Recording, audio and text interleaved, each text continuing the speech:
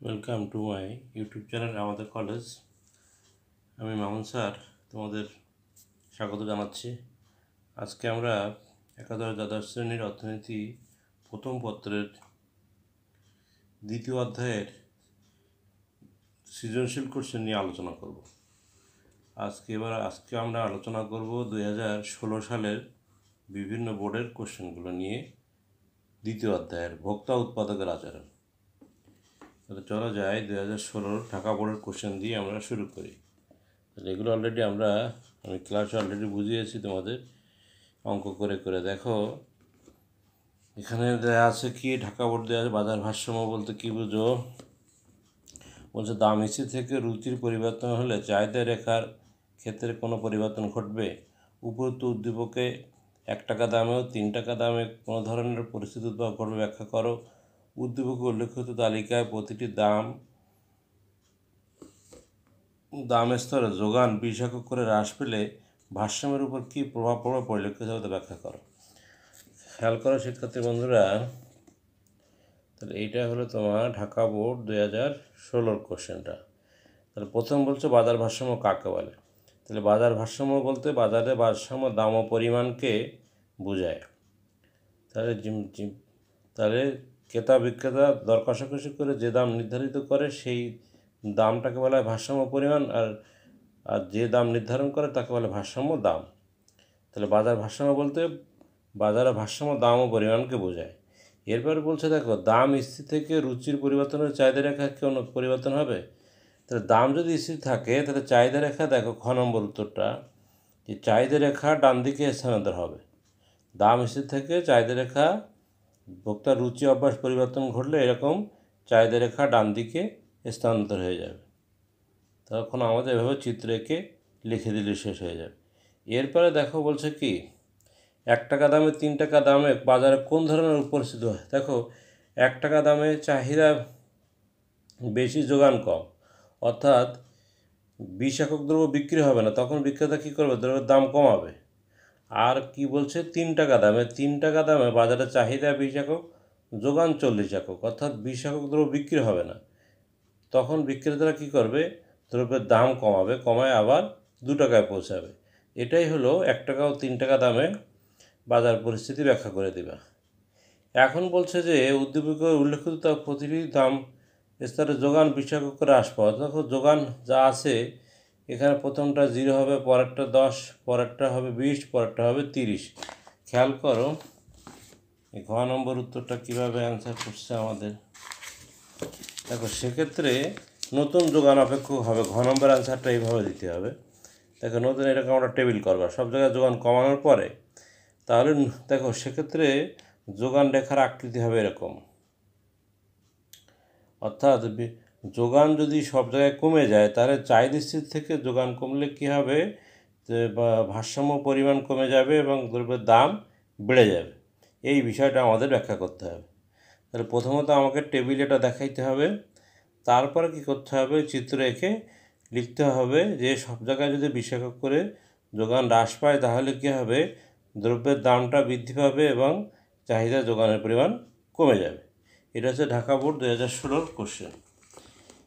এরপরে শিক্ষার্থী বন্ধুরা আসো আমরা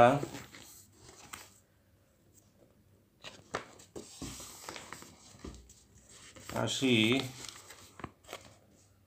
এটা হলো তোমার রাজশাহী বোর্ড 2016। দেখো চাহিদা অপেক্ষক যোগান অপেক্ষক দেওয়া আছে। বলছে কি, প্রান্তিক উপযোগ বলতে কী বুঝো, দামের সাথে যোগানের পরিমাণের সম্পর্ক প্রত্যক্ষ সহমুখী ধারাটি বুঝিয়ে লেখো। উল্লেখিত চাহিদার সমীকরণে চাহিদা রেখা অঙ্কন করো।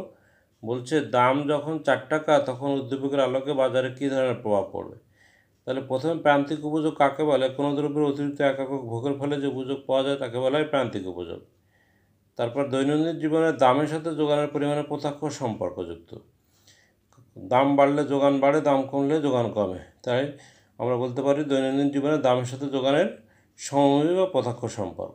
এরপরে বলছে কি, চাহিদার সমীকরণ হতে দেখো চাহিদার সমীকরণ দেওয়া আছে D-2P। তাহলে এখান থেকে আমরা কি করব, একটা চাহিদার সূচি তৈরি করে নেব। দেখো শিক্ষার্থী বন্ধুরা, এই দাম 2 টাকা ধরবা, চাহিদার সূচি তৈরি হবে 4 টাকা এবং 6 টাকা ধরে এরকম চাহিদা, তাহলে অর্থাৎ দাম বাড়লে চাহিদা কমতেছে, এভাবে চাহিদা রেখাটা এঁকে দেবে। তো দাম দাম যত বাড়বে ওই দ্রব্যের চাহিদা তো কমবে। তাহলে এটা এঁকে ফেললাম। এখন বলছে দাম 4 টাকা হলে উদ্দীপক আলোকে বাজারে কী ধরনের প্রভাব পড়বে। তাহলে দেখো, দ্রব্যের দাম যদি 4 টাকা হয়, খেয়াল করো,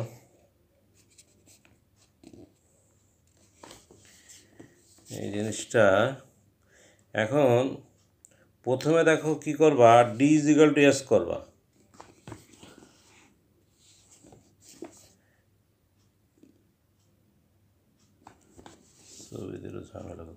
প্রথমে খেয়াল করো, D is equal to S করলে এখানে দাম দেখো 6 টাকা পাওয়া গেল, চাহিদা ও যোগানের পরিমাণ 8 একক। এখন বলছে কি যে দাম 4 টাকা করা হলে, তার মানে 6 টাকার থেকে দাম যদি 4 টাকা করা হয়, তাহলে দেখো চাহিদার পরিমাণ কত হবে, চাহিদায় বসাবা 12 একক এবং যোগানে বসালে হলে কত হবে, 4 একক। অর্থাৎ চাহিদা বেশি, যোগান কম। তখন বিক্রেতারা কী করবে, তুমি দ্রব্যের দাম 4 টাকা নির্ধারণ করলে, দেখো এখানে কি হচ্ছে, তখন চাহিদা বেশি, যোগান কম। অর্থাৎ চাহিদা বেশি থাকায় বিক্রেতারা কী করবে, দ্রব্যের দাম বাড়াতে থাকবে। অর্থাৎ বাজারে অস্থিতিশীল পরিস্থিতি সৃষ্টি হবে, বাজারে দ্রব্যের দাম বৃদ্ধির প্রবণতা লক্ষ্য করা যাবে। তাহলে এইভাবে আমাদের বিষয়টা ব্যাখ্যা করে দিলে হয়ে গেল। এরপরে দেখো আরেকটা কোশ্চেন আছে, এটা হলো, খেয়াল করো, দিনাজপুর বোর্ড 2016 এরকম একটা দাম চাহিদা যোগান দেয়া আছে। খেয়াল করো এখান থেকে কী কী কোশ্চেন দিচ্ছে, খেয়াল করো।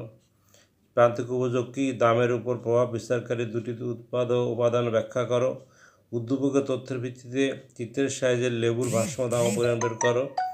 লেবুর দাম চাহিদা অপরিবর্তিত ও থেকে যোগানে যথাক্রমে 40, 70, 100 একক হলে ভারসাম্যের উপর কী প্রভাব পড়ে। দেখো বাজার ভারসাম্যের উপর 2016 সালে বেশি কোশ্চেন আসছিল। তাহলে প্রান্তিক উপযোগ কাকে বলে, কোনো দ্রব্যের অতিরিক্ত একক ভোগের ফলে যে মোট উপযোগ বৃদ্ধি পায় তাকে বলে প্রান্তিক উপযোগ। চাহিদার উপর প্রভাবকারী দুটি উপাদান লেখো, একটা হলো ভোক্তার নিজস্ব দাম আর ক্রেতার আয়। দাম বাড়লে চাহিদা বাড়ে, দাম কমলে চাহিদা কমলে, ঠিক তেমনিভাবে আয়ের ক্ষেত্রে একই অবস্থা হয়, এটা বলবা। তারপরে বলছে কি, ভারসাম্য দাম ও পরিমাণ, এই চিত্র রেখে দিয়ে দেবে এভাবে, ভারসাম্য দাম ও পরিমাণ দিয়ে জাস্ট ব্যাখ্যা দিলে হয়ে যাবে। এরপরে বলছে যোগান যথাক্রমে 40, 70, 100 একক করে ভারসাম্যের উপর, অর্থাৎ যোগানটাকে চেঞ্জ করে দিতে বলছে।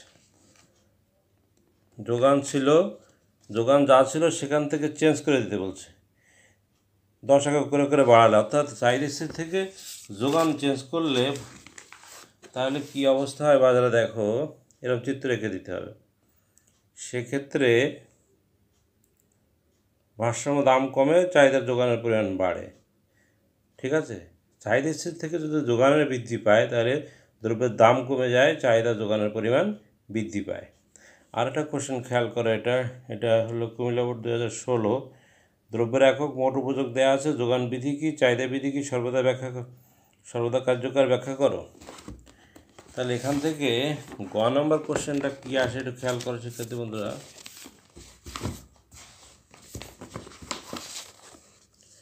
বলছে কি, উপরের উদ্দীপকের আলোকে প্রান্তিক উপযোগ রেখা অঙ্কন করো এবং ক্রমান্বয়ে প্রান্তিক উপযোগ বিধি ব্যাখ্যা করো। তাহলে ওখান থেকে আমরা কি করব, তাহলে যে বিধির সাথে দাম ও চাহিদা যোগানের মধ্যে সম্মুখী সম্পর্ক প্রকাশ করে তাকে বলে যোগান বিধি। চাহিদা বিধি সর্বদা কার্যকর হয় না, চাহিদা বিধি ব্যতিক্রম হলে চাহিদা বিধি কার্যকর হয় না। এরপরে দেখো মোট উপযোগ থেকে প্রান্তিক উপযোগ বের করবো কী করে, আমরা বিয়োগ করে প্রথমে 10 থেকে 18 থেকে 10 বিয়োগ করে প্রান্তিক উপযোগ বের করে তারপরে প্রান্তিক উপযোগ রেখা অঙ্কন করে দেব।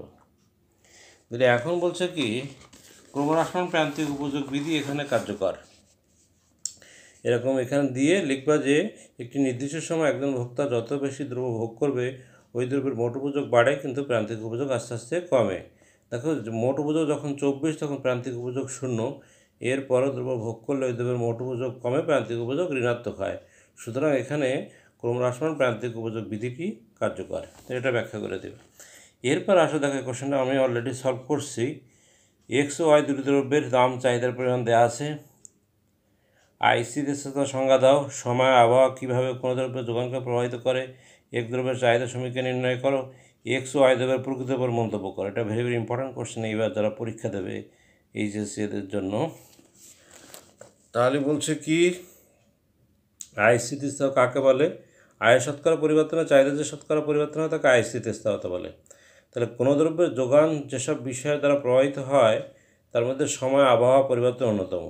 সময়ের উপর যোগান নির্ভর করে সময় এবং আবহাওয়ার উপরে যোগান নির্ভর করে। আবহাওয়া ভালো থাকলে দ্রব্য সামগ্রী যোগান বাড়ায়, আবহাওয়া খারাপ থাকলে যোগান কমে। এরপরে দেখো এক দ্রব্যের চাহিদা সমীকরণের সূত্র হলো কি, এটা আমরা দেখছিলাম যে কিউডি মাইনাস কিউ1, কিউ1 মাইনাস কিউ2 সমান P one, P minus P one, P one minus পি2। ওই সমীকরণ থেকে মানগুলো বসায় এরকম একটা চাহিদার সমীকরণ তৈরি হবে। এরপর এক্স ও ওয়াই দ্রব্যের চাহিদার স্থিতিস্থাপকতা বের করবা। বের করে এটা আমাদের চাহিদার স্থিতিস্থাপকতার ক্লাসের মধ্যে দেখবা, যেটা আমি সলভ করে দিচ্ছি এই কোশ্চেনটা। আমরা ওই ভিডিওটা দেখো তোমরা। দেখো একটা প্রথমটা চাহিদার স্থিতিস্থাপকতা এক্স দ্রব্যের ক্ষেত্রে একের কম, ওয়াই দ্রব্যের ক্ষেত্রে একের বেশি। তাহলে এক্স দ্রব্য হলো নিত্য প্রয়োজনীয় দ্রব্য আর ওয়াই দ্রব্যটা হলো বিলাসজাত দ্রব্য। তাহলে স্থিতিস্থাপকতার মান যদি একের কম হয় তাহলে সেটা হলো নিত্য প্রয়োজনীয় দ্রব্য, আর যদি একের বেশি হয় তাহলে সেটা বিলাসজাত দ্রব্য। এটা আমি সলভ করে দিয়ে দিচ্ছি, আমার ভিডিওটা দেখে নিয়ে স্থিতিস্থাপকতা পাবে। আর বাজার ভারসাম্যের মধ্যে এই কোশ্চেনগুলো বেশিরভাগই বাজার ভারসাম্যের অঙ্কের মধ্যে সব পাবে তোমরা। এখন দেখো যশোর বোর্ড 2016 চাহিদা বিধি কি? দাম অপরিবর্তিত অবস্থায় ভোক্তার আয় বাড়লে চাহিদা বিধির উপর কী প্রভাব পড়বে? সূচির আলোকে ভারসাম্য দাম পরিমাণ দেখাও। চাহিদা 100 একক করে বাড়লে ভারসাম্যের অবস্থার কী পরিবর্তন হবে? 2016 কোশ্চেনগুলো খেয়াল করো, বাজার ভারসাম্যের উপর এই অধ্যায় থেকে বেশি কোশ্চেন আসছিল। এখন দেখো এখানে অ্যান্সারগুলো আমাদের কীভাবে করা আছে। যে কোনো দ্রব্যের ভারসাম্য দামের সাথে তার চাহিদার যে সম্পর্ক তাকে বলা হয় কি? তাহলে দামের সাথে চাহিদার যে সম্পর্ক তাকে বলা হয় চাহিদা বিধি। তাহলে দাম অপরিবর্তিত অবস্থা ভোক্তার আয় বাড়লে চাহিদা বিধি কার্যকর হয় না। বোঝা গেছে? তারপরে ভারসাম্য দাম ও পরিমাণ চিত্র এঁকে দেবে। এভাবে সোজা সোজা আঁকলে হবে, বাঁকা আঁকলেও হয়। এটা এইভাবে আঁকতে কোনো কথা নেই। এরপরে বলছে কি, যে উদ্দীপকের আলোকে দেখো এই যে যোগান স্থির থেকে চাহিদার পরিমাণ বেড়ে গেল, সেক্ষেত্রে কি হবে? দেখো যোগান স্থির থেকে চাহিদার পরিমাণ বাড়লে ভারসাম্য দাম ও পরিমাণের উভয়ের পরিবর্তন ঘটে থাকে। এভাবে চিত্র এঁকে বিষয়টা ব্যাখ্যা করে দিয়ে দিতে হবে শিক্ষার্থীরা।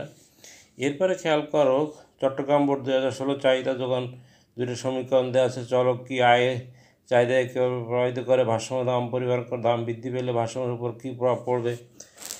তাহলে অ্যান্সার দেখো, গাণিতিক পরীক্ষায় যে রাশি বা প্রতীক একই মান অবস্থান না করে ভিন্ন ভিন্ন মান ধারণ করে তাকে বলা হয় চলক। যেসব রাশির মান পরিবর্তনশীল তাদেরকে বলা হয় চলক।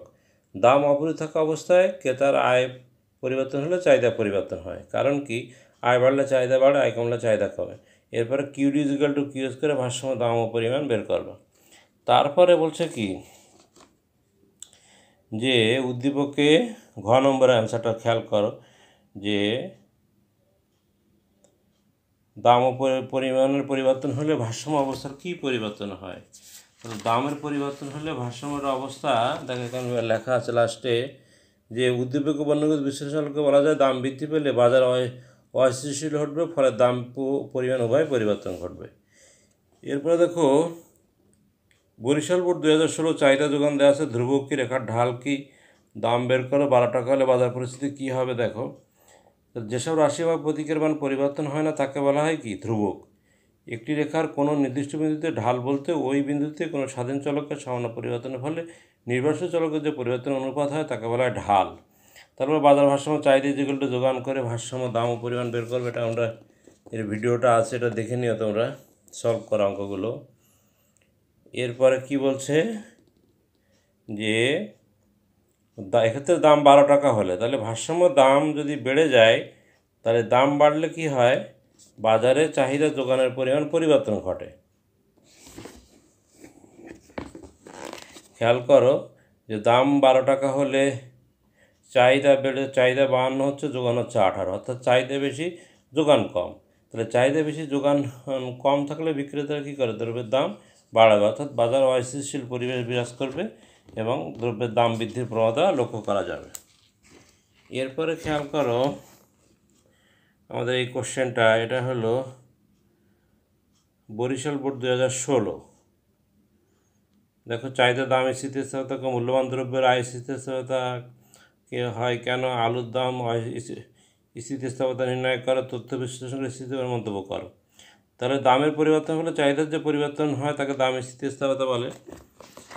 তারপর কি করবো, ওই দ্রব্যের চাহিদা নাম্বার চাহিদার স্থিতিস্থাপকতা বের করে দেখো স্থিতিস্থাপকতা মানে 4, তাহলে মানে 1-এর বেশি, তাহলে স্থিতিস্থাপক চাহিদা, তাহলে এই চাহিদাটাকে বলা হচ্ছে কি তোমার বিলাসজাত দ্রব্য। এরপরে ওই চাহিদার স্থিতিস্থাপকতার উপর মন্তব্য করতে বলছে, এটা হচ্ছে কোন ধরনের দ্রব্য, তাহলে এই চাহিদাটা হলো বিলাসজাত দ্রব্য, কারণ স্থিতিস্থাপকতার মান যদি 1-এর বেশি আসে তাহলে তার চাহিদার স্থিতিস্থাপকতা স্থিতিস্থাপক চাহিদার ক্ষেত্রে দ্রব্যটা হলো বিলাসজাত দ্রব্য। এরপরে খেয়াল করো, এটা হচ্ছে সিলেট বোর্ড 2016 উপযোগ কি চাহিদা যোগান দেয়া আছে। দেখো চাহিদা স্থিতিতে মন্তব্য করতে একই রকম কোশ্চেন। কোনো দ্রব্য সেবার মধ্যে মানুষের অভাব পূরণের ক্ষমতাকে উপযোগ বলে, ভোগের ক্ষেত্রে প্রান্তিক উপযোগ রেখা নিম্নগামী হয়, এটাই স্বাভাবিক। তারপরে তার এক দ্রব্যের চাহিদা রেখা অঙ্কন করে দিচ্ছে। তারপরে কি বলছে, এক্স ও আই দ্রব্যের প্রকৃতির উপর মন্তব্য করবা। প্রকৃতির উপর মন্তব্য বলতে কি, এটা এক দ্রব্যের চাহিদা স্থিতিস্থাপকতা বের করবা, ওয়াই দ্রব্যের চাহিদা স্থিতিস্থাপকতা বের করবা। তাহলে এক দ্রব্যের চাহিদা স্থিতিস্থাপকতা 2 আর ওয়াই দ্রব্যের চাহিদা স্থিতিস্থাপকতা হলো হাফ। তাহলে এক দ্রব্য হলো বিলাসজাত দ্রব্য আর ওয়াই দ্রব্য হলো নিত্য প্রয়োজনীয় দ্রব্য, এটুকু লিখে দিলে হয়ে যাবে। এরপর আসো আমাদের সিলেট বোর্ড 2016, দেখো ঢাল কি চাহিদা রেখা কখন ঊর্ধ্বগামী হয়, তথ্য বাজার ভারসাম্য দাম ও পরিমাণ বের করে, একই রকম কোশ্চেন।